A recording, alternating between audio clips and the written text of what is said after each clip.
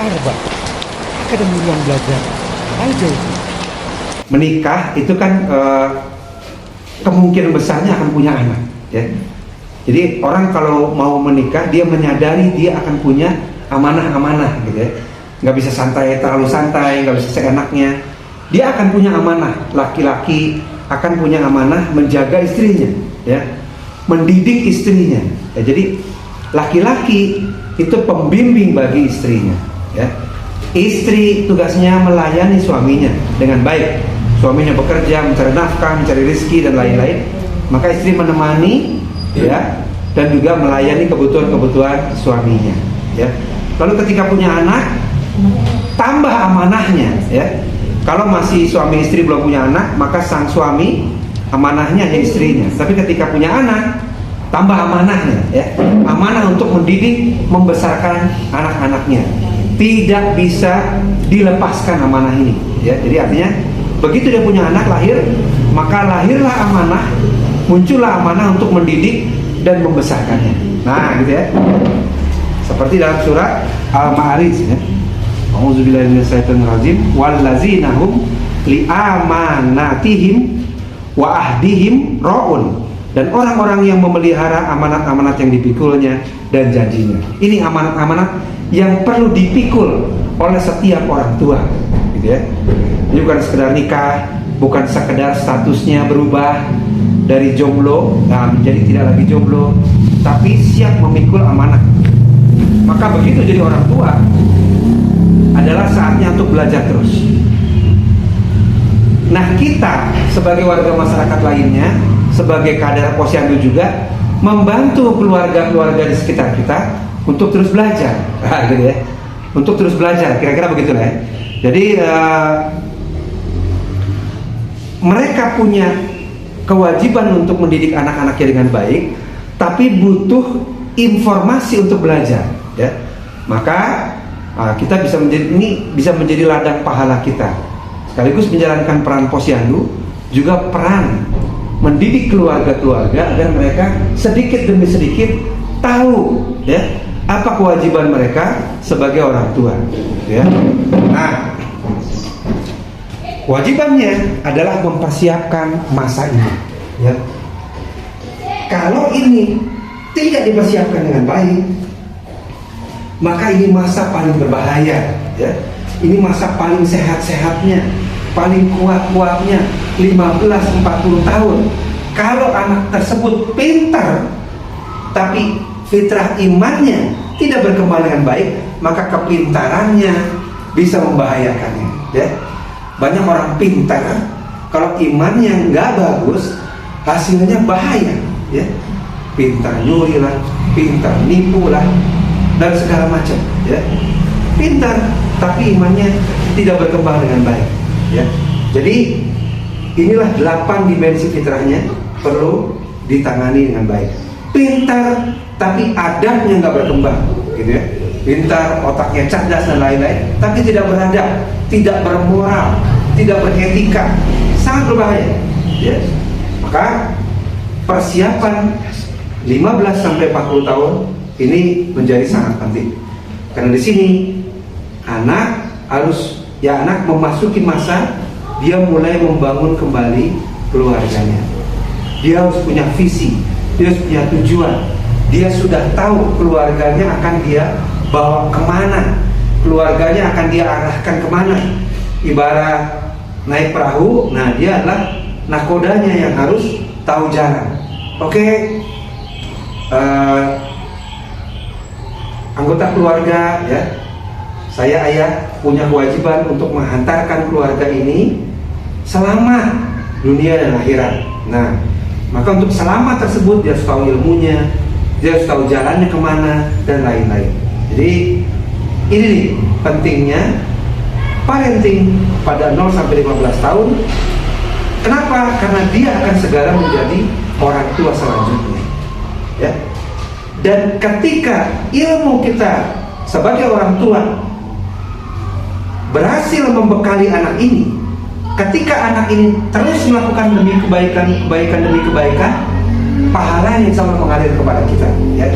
Karena atas sebab dari kita kita memberikan ilham, memberikan pemahaman pada anak tersebut menjadi baik, maka insya Allah itu menjadi sumber pahala yang mengalir. Ilmu nafiah, ilmu yang bermanfaat, ya. Ilmu yang bermanfaat. Karena ada 3 ya, pahala yang terus mengalir apa aja, Maya? Anak soleh. Anak soleh yang mendoakan orang tuanya, ilmu yang bermanfaat, amal jariah ya. Oke ya. Nah, jadi faktanya ya, faktanya di Indonesia ini, apakah setiap anak rajin mendoakan orang tuanya?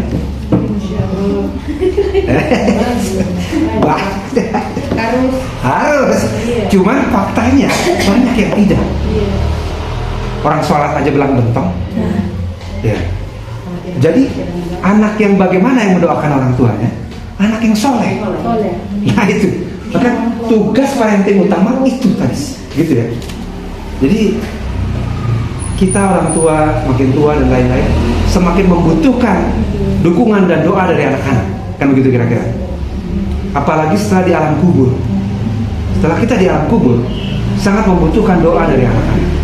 Gitu ya. Jadi artinya, tapi tidak semua anak mendoakan orang tuanya, hanya anak yang soleh. Nah, gitu. Nah ini perjalanan parenting, kan begitu ya. Ya tentunya kita juga sebagai anak dari orang tua kita juga mendoakan orang tua kita. Juga orang tua mendoakan anak-anaknya.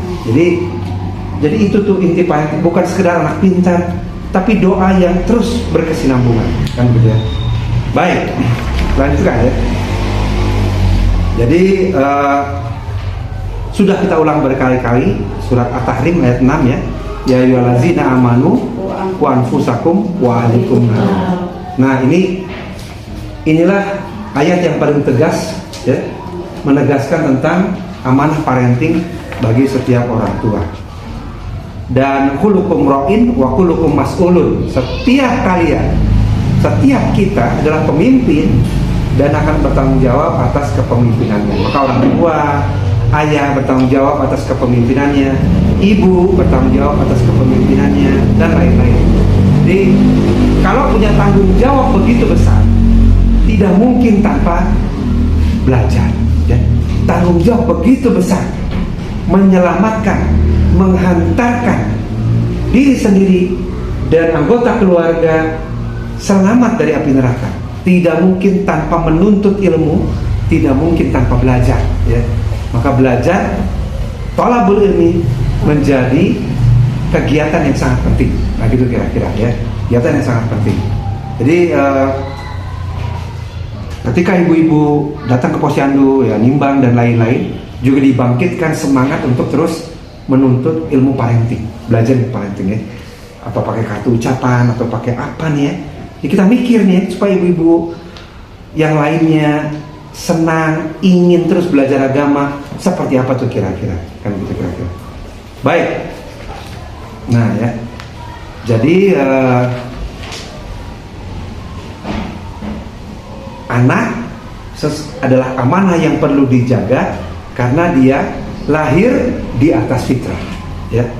Kullu mauludin yuladu ala fitrah. Ya. Setiap anak dilahirkan di atas fitrah. Nah gitu ya. Maka orang tua menjaga fitrah itu berkembang dengan baik, tetap terjaga baik dan berkembang dengan baik ya. Hadis ini menegaskan bahwa pengaruh orang tua begitu besar ya.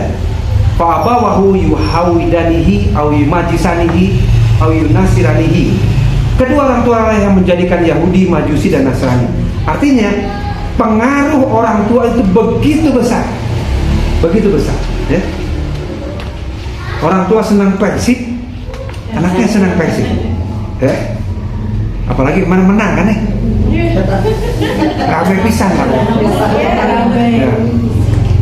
Itu aja baru pengaruh kepada klub sepak bola, apalagi kepada agama gitu maksudnya gitu. Jadi bapaknya senang Persib, anaknya senang Persib. Bapaknya soleh, nah mudah-mudahan anaknya soleh.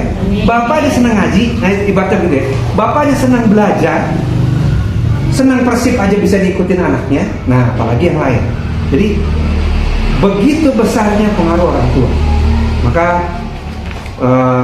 upaya saling mengingatkan ini begitu penting, karena it takes a village to raise a child. Ya, masih ingat ya? Butuh satu kampung, satu desa untuk membesarkan anak. Ya, di rumah udah disolehkan begitu luar biasa, begitu ke teman-temannya jangan sampai terpengaruh buruk, kan begitu ya? Oleh karena itu tugas kita satu desa ini harus soleh, ya, agar anak kita bermain di mana saja ke bawah soleh, kan begitu kira-kira. Baik, atau ada di buku ya, nanti diulang-ulang kembali. Baik, ada 10 pilar ya, ada 10 pilar. Hari ini kita bahas dengan singkat, ya. Nah, pilar pertama ternyata sangat penting. Setiap anak lahir itu bukan hanya dilahirkan dengan fitrah, tapi anak lahir, ya, dia punya hak diasuh oleh orang tua soleh. Nah ini ya, anak lahir punya hak, ya. Tentunya tidak ada anak lahir yang ingin diasuh oleh orang tua yang kasar, orang tua yang tidak soleh, orang tua yang marah-marah terus. Jadi setiap anak lahir itu punya hak diasuh oleh orang tua yang soleh. Maka pilar pertama, artinya gini, parenting dalam Islam itu bahkan dimulai sebelum menikah. Pilar pertama berbunyi memilih istri soleha. Nah ya, jadi pada anak laki-laki, ya, pilihlah istri soleh. Kenapa? Karena kalau dia punya anak nanti, anak tersebut punya hak diasuh oleh ibundanya yang soleh, ya. Jadi parenting dimulai jauh sebelum itu, ya. Pertama, kalau kita punya anak laki-laki, terus selain kita berusaha mensolehkan dia, kita juga mendidik dia agar ketika memilih istri, pilih istri yang soleh, gitu ya. Nah, kalau anak kita perempuan, agar dipinang oleh calon-calon yang soleh, maka anak perempuan kita juga harus soleha, gitu ya.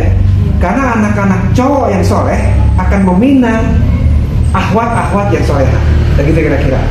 Jadi udah terjadi bahkan sebelum pernikahan. Ini parenting, ya. Ini parenting.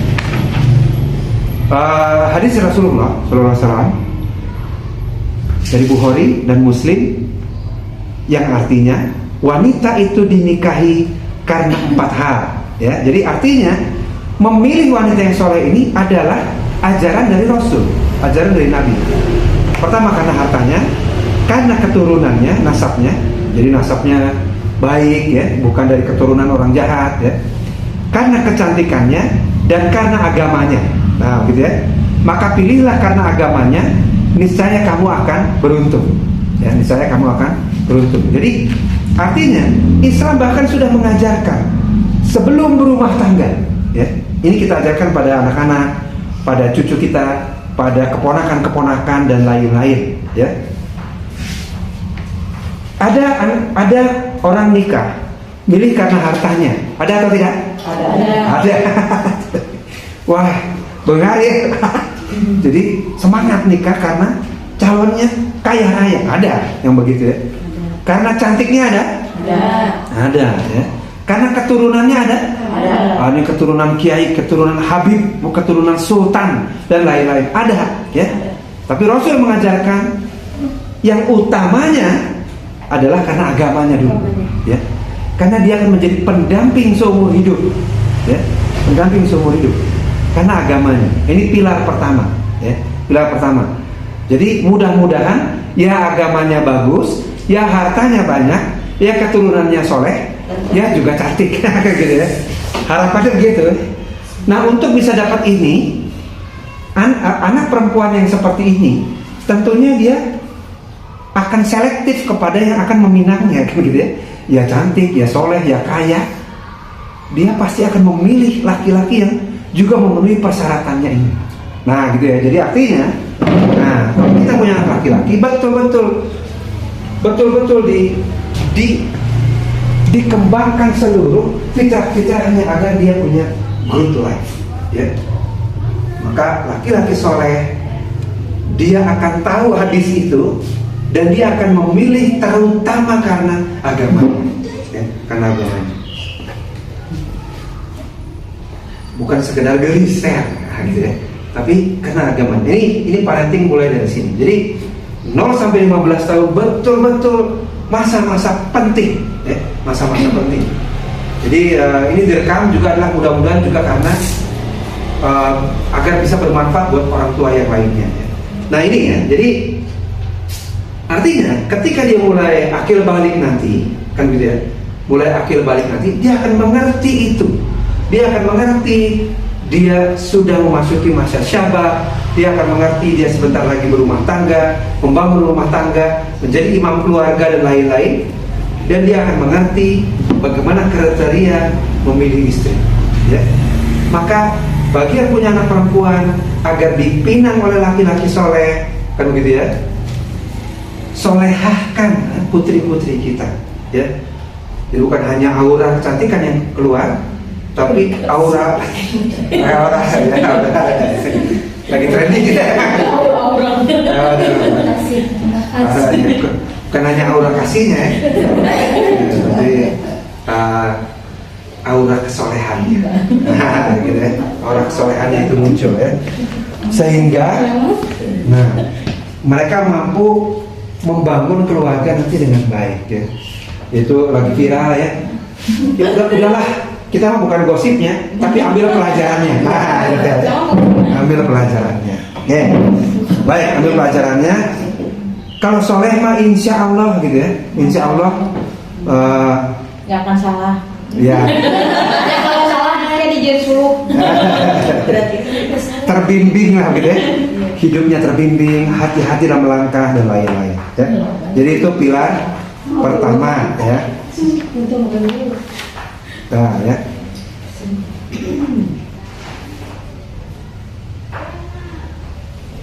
Jadi ada hadis selanjutnya dari hadis riwayat Ahmad, ya.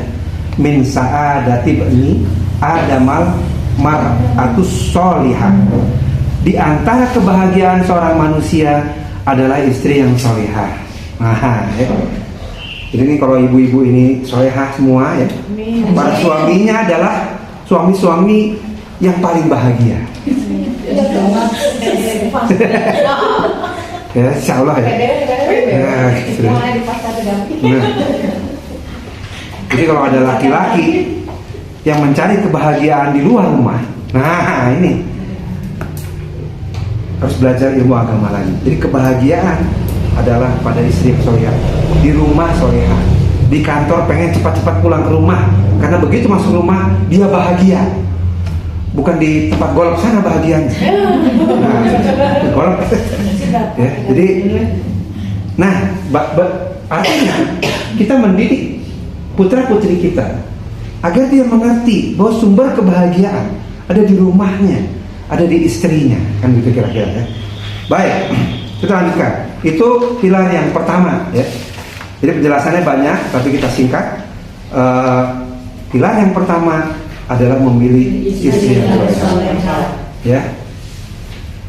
Gimana tuh biar pria-pria soleh, kaya, keturunannya baik, pintar, ya, jabatannya bagus, memilih putri kita, gitu ya, solehah kan, ya, didik agar solehah. Tapi pisang, ya. Tapi susah. Nah, ya. Usaha dan doa. Jadi nah, ada salah satu yang tidak ada gitu. Ya, ya Kak, jadi masalah, ya. Ya kan itu kan ideal, ya, gitu ya. Ya, ideal, ya. Ada salah satu yang nggak ada ideal, ya. Tapi yang diutamakan adalah, nah, ya, solehahnya. Ya, harta bisa berkurang atau tidak? Bisa. Kecantikan bisa pudar atau tidak? Bisa. Nah, itu. Tapi kesolehan akan terus bertambah insya Allah. Karena terus thalabul ilmi, semangatnya terus belajar, ya. Jadi menua bersama sambil thalabul ilmi bersama. Nah, gitu ya. Nah, itu ya. Tidak mudah lah, ya, tapi kita terus belajar, ya. Yang kedua, nah, pilar kedua, menanamkan akidah dan iman. Menanamkan akidah. Jadi parenting itu bukan sekedar anak sekolah yang sekolah SD yang paling bagus, ya. Bukan sekedar itu, tapi bagaimana di rumah akidah dan imannya itu ditanamkan, ya. Guru bisa membantu menanamkan akidah dan imannya, tapi tugas utamanya, ya, itu dari orang tua. Karena kan baru kenal sekolah mungkin usia 6 tahun, 7 tahun. Nah, 0 sampai 6 tahun itu masa-masa emas kemarin penanaman akidah, ya. Bagaimana akidah bisa tertanamkan? Ya, orang tuanya paham ilmu agama, gitu ya. Orang tuanya paham ilmu agama. Jadi tidak ada kata terlambat. Karena kita usia berapapun kita masih terus punya kesempatan untuk memberikan pendidikan yang baik. Ya, karena tadi hasil pendidikan yang baik, ilmu yang bermanfaat dan dimanfaatkan, insya Allah akan menjadi pahala yang terus mengalir, ya, menjadi pahala yang terus mengalir. Maka belajar adalah untuk kita amalkan dan untuk kita dakwahkan, kira-kira. Nah, tidak terasa waktu terus berlalu dan mereka akan segera masuk di sini, ya. Dan perintah Islam adalah untuk mensegerakan pernikahan. Nanti kalau udah direktur, wah, nanti kalau udah punya rumah, punya tanah, punya mobil,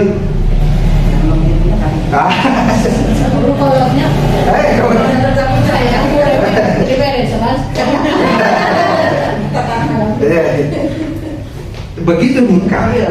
Nah, nikah adalah menyempurnakan setengah agama. Nah, gitu ya. Jadi kalau kita nikah cepat, kira-kira Allah akan berikan rezeki atau tidak?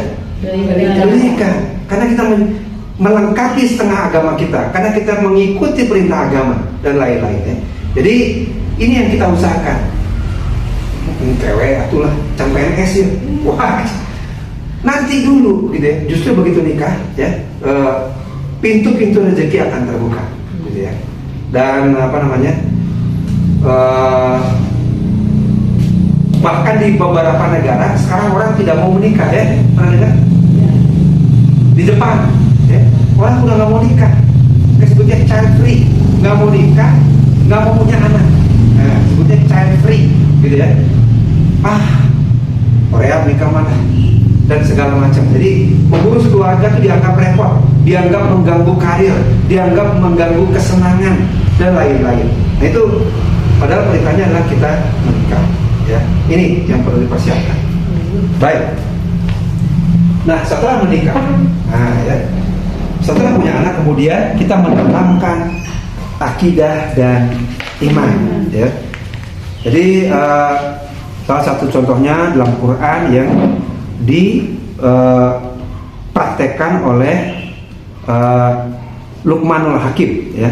Jadi ada seorang soleh, gitu ya, yang sangat baik dalam mendidik anaknya. Kemudian kisahnya diabadikan dalam Al-Quran, ya, dalam surat Luqman, ya.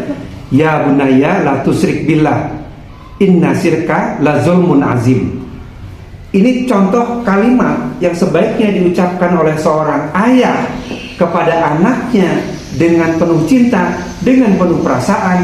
Wahai anakku, wahai ananda, janganlah engkau mempersekutukan Allah. La tusyrik billah, sesungguhnya mempersekutukan Allah adalah benar-benar kezaliman yang besar. Ya. Jadi mendidik anak, kita PR matematika udah dikerjain belum? Bukan sekedar itu. Ini 1 tambah 1 tambah 1 tambah 2 tambah 3, gimana cara ngitungnya? Bukan sekedar itu, ya. Daun itu menyerap apa? Menyerap CO2, mengeluarkan oksigen. Bukan sekedar itu. Tapi yang penting menanamkan akidah, ya.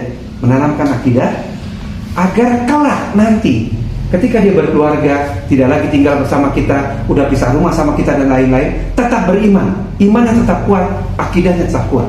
Nah, gitu.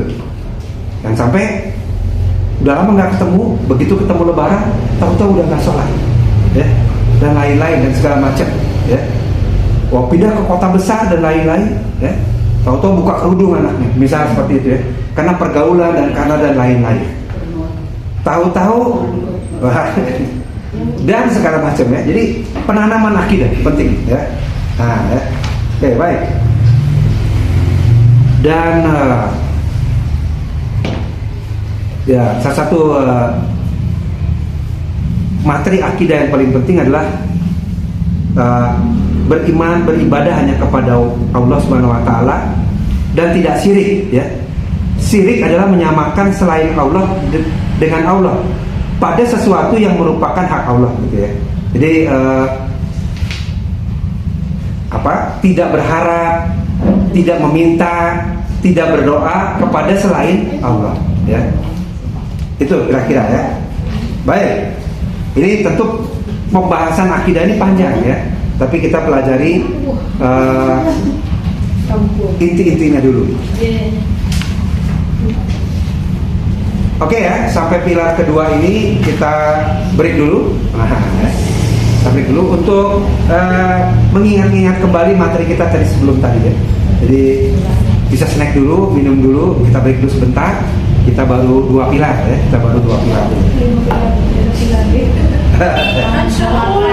Dulu, minum dulu, isi bensin dulu kita. Arba, Akademi Ruang Belajar Al Jauzi.